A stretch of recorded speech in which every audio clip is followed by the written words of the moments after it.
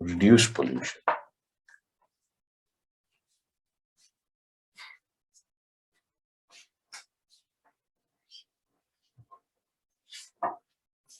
Now, what are the effects? We need to understand what we do is going to boomerang to us. So, very important to understand the effects, or rather, the ill effects of the pollution. Effects of air pollution can be analyzed in 4 levels: on living organisms and plants, materials, and stratosphere. Air pollutants break down structural. So, first, it is going to affect the living organisms, plants, material which we have made, and the stratosphere, which is a layer in the atmosphere. Air pollution breaks down natural differences of all living organisms, because most of the living organisms breathe in and exhale out. So, whether you like it or not, to survive, you need to breathe. That means you are taking the pollutants in. You must have noticed that people who go for morning walk, okay, they, after some time, they develop some respiratory problems and also asthma. At times, they get chronic diseases.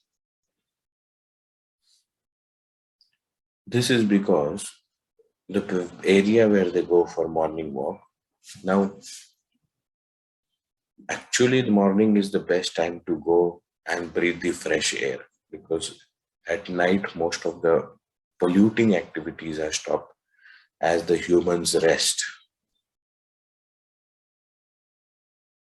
But if the pollution level is so high, okay, and in the morning, if the surface of the earth is cool because of the drop of temperature, the warm air does not rise because it is not warm, so it does not rise, and the pollutants remain suspended in the air near the surface of the earth. And people traditionally think that morning is a very good time for a walk because of the fresh air and less pollution, which is not the case in urban areas. And because they are living in urban areas and they do this activity of deep breathing, they may get affected by it rather than improving their health. So, air pollution breaks down the natural defense system of all living organisms. Humans suffer from respiratory diseases, mutations, reproductive problems, or even cancer. Pollution chokes leaves pores, the leaves which are responsible for giving off oxygen and absorbing the CO2. If the pores of those leaves, due to the suspended particle in the air, gets choked up and interferes with the photosynthesis, it will kill those leaves and slowly the plant. The damage to the monument, Taj Mahal. Has anybody seen Taj Mahal? It is supposed to be one of the wonders of the world out of the 7 wonders. Yes, sir. No, you have seen Taj Mahal? Yes, sir. I have not seen yet, so that's why I'm asking you whether the marble has become yellowish or has it black now? Sir, little bit yellowish. Yes, because I had read an article which says that there was a factory nearby which was giving off sulfur or sulfur oxide, and that is the reason it has become yellow. And they have put a ban on that factory nearby. or many industries nearby.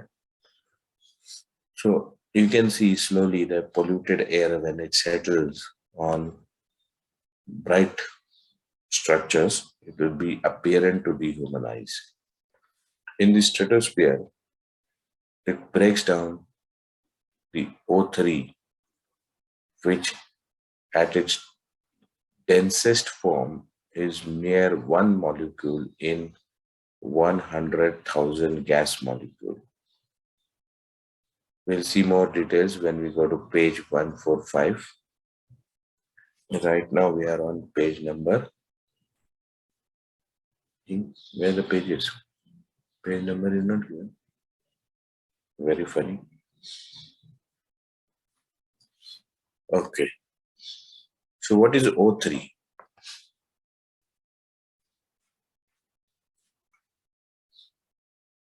Anybody who has studied chemistry? 10 plus 2? So ozone. Ozone. Okay. Now this ozone is supposed to be a protective gas layer which restricts the ultraviolet sunlight from coming. I would say it is a filter.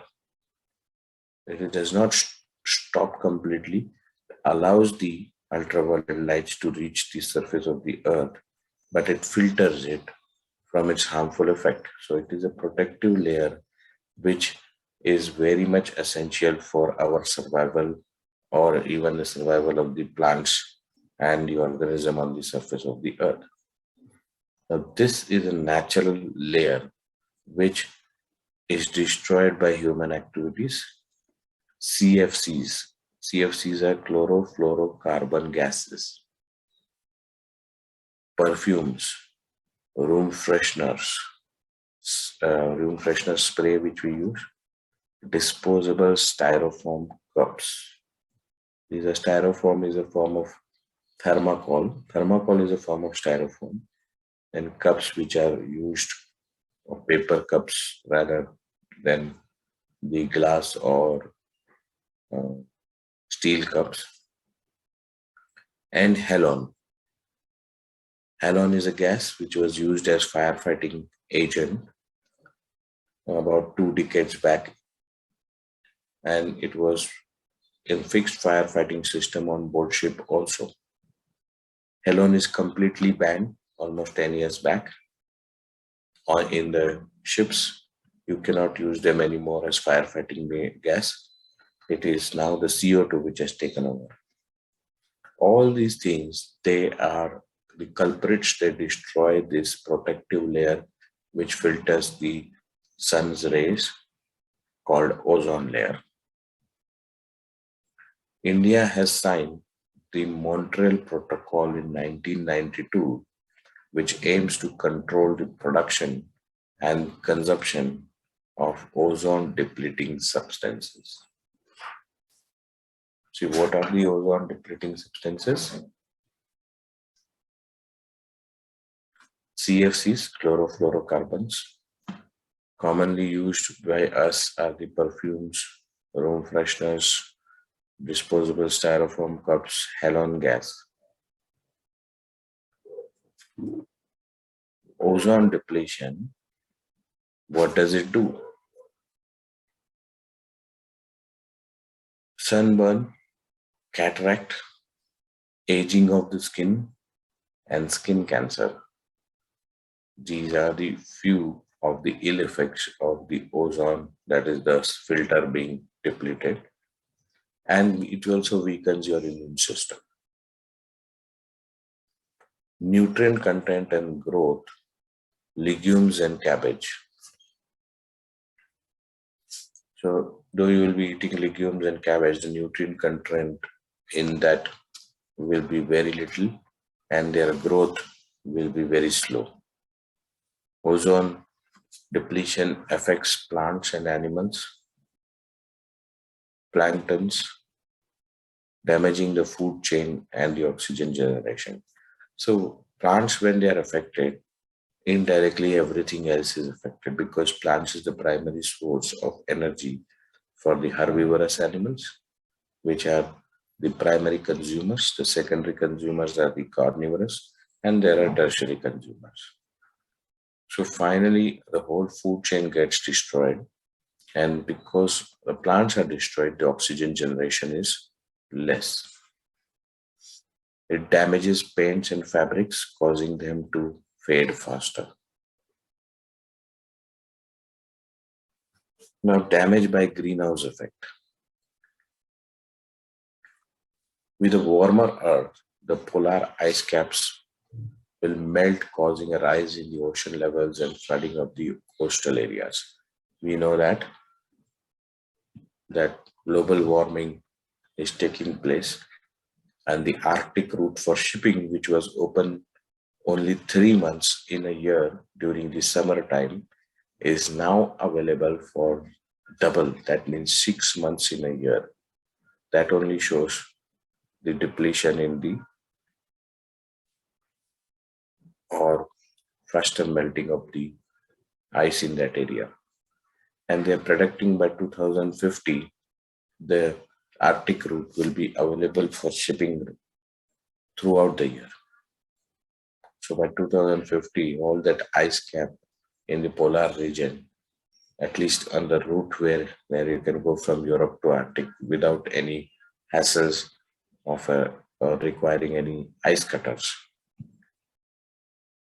In countries like Bangladesh or the Maldives, this would be catastrophic.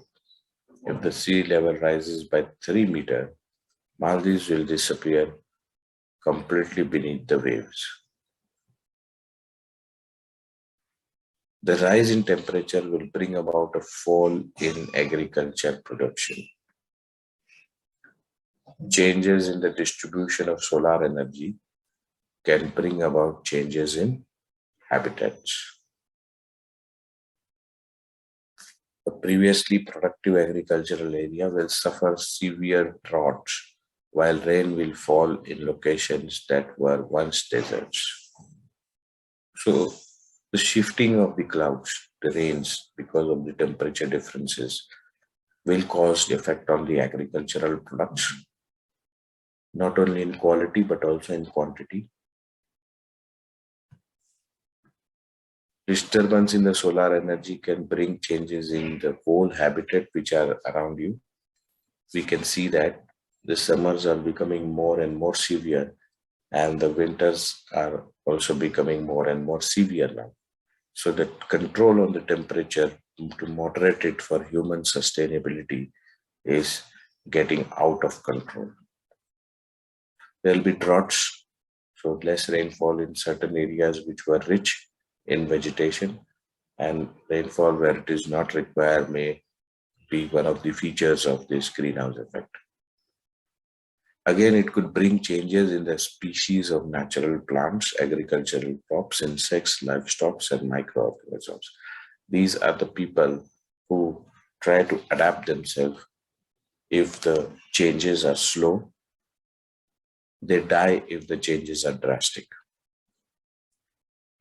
In the polar regions, temperature rises caused by global warming would have disastrous effect. Vast quantities of methane are trapped beneath the frozen soil of Alaska. So when they melt, we will find that methane is released in great amount. When the permafrost melts, the methane that will be released can accelerate the process of global warming even further. So these are few effects of the greenhouse which have been mentioned over there. There are more than this which are actually there, but these are the most important ones, or rather to be concerned about ones. Now, what are the control measures for air pollution?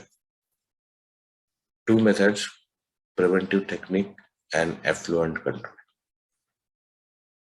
Proper equipment scrubbers, that means the air which comes out from the machineries or plants or industry, okay, which is polluted, you can use a filter over there, a scrubber over there, which will clean the air to some extent and then allow it to be released in the atmosphere.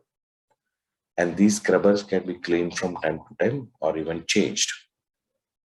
So proper equipment scrubbers, closed collection recovery system, a recovery system. When you are using these gases for refrigerant or even for your car AC, these gases should not escape in the atmosphere. So when you go to top up or to service your AC, you will see that the gas coolant is captured or is removed from the system into a can, and when the servicing is done, they again put that gas back into the system, and they do not allow it to release in the atmosphere. Use of dry and wet collectors, filters, electrostatic precipitators. These are the preventive techniques. Greater heights to the stacks, industry location after studying topography and wind direction. The permission to have industrial area is to be done after studying the research of the topography in that area and the wind direction, substitution of raw material or air pollution. So if some material which is harmful, like chlorofluorocarbons who are harmful, they have been banned. Okay, and now you will see that a more user-friendly or environment-friendly gases are used as refrigerant. Air pollution in India is covered on page 148 and 149. Salient features of these are in Delhi. When we talk about Delhi, we know that it is the most polluted city in India. Mumbai would have been even worse if it was not close to the coast. Introduction of Euro 2 standards, that is your pollution control standards in the vehicles. Now we have, I think, Euro 4 or lowering sulfur content in the fuel to 500 parts per million and implementing CNG program did improve the air. Residential locations in India are outpacing industrial air pollution, and vehicular fumes are responsible for this trend. So what does this statement mean? That the amount of pollution in an industrial area and the amount of pollution in the residential area is more or less same, or sometimes more in the residential area, and it is not because of anything else but the vehicular pollution. People are having 2-3 vehicles at home, two-wheelers, even if it is not required. If your vehicle is not used daily, okay, and you have bought it and you are using it for your single use from one place to another, then you are contributing to pollution. Otherwise also you are contributing, but then it is justified. Absence of any local initiative for action and delay in air pollution control measures. That is the regulation, the law. No local initiative are taken, no action is taken in controlling the air pollution, no measures are taken. The Supreme Court also played a vital role protecting Taj Mahal. So those industries which were there causing the pollution and altering the structure of the Taj Mahal, the Supreme Court had to take a stern decision and put their foot down. Data about most polluted cities in India and the world and the quality monitoring effort is also old, update with internet. Now, if you have a proper app on your mobile phone, the weather app, you can get the air quality in your area, the temperatures, the uh, level of the ultraviolet rays in your area, and you can monitor this. You must see this every morning or at least once a day. Legal aspects of air pollution control in India. The Air Prevention and Control of Pollution Act was legislated in 1981. After the Bhopal gas tragedy disaster, a more comprehensive Environment Protection Act EPA was passed in 1986 to regulate vehicular uh, pollution. The Central Motor Vehicle Act 1939 was amended in 1989. Following this amendment, the exhaust emission rules for vehicle owners were notified in 1990, and mass emission standards for vehicle manufacturers were enforced in 1991 for the first time. The mass emission norms have been further revised by 2000. Air pollution in the future, I think we'll see that next time.